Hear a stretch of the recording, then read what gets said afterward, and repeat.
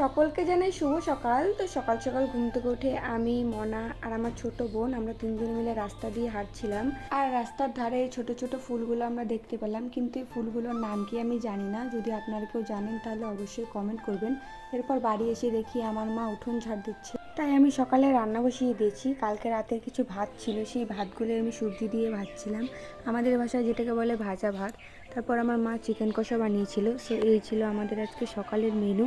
এরপর আমরা সবাই মিলে একসাথে বসে সকালের খাবার খেয়ে নিলাম। তারপর আমি তাড়াতাড়ি করে স্নান করে রেডি হয়ে গিয়েছি। আজকে যাব আমি আমার পিসি বাড়ি। এরপর গাড়িতে বসে পড়েছি, আর মনা দেখো মুখটা কেমন বানিয়ে রেখেছে। তারপর 10 মিনিট ট্রাভেল করার পরই চলে এসেছি পিসি বাড়ি। আর এখানে এসে দেখি পিসি রান্না করছে।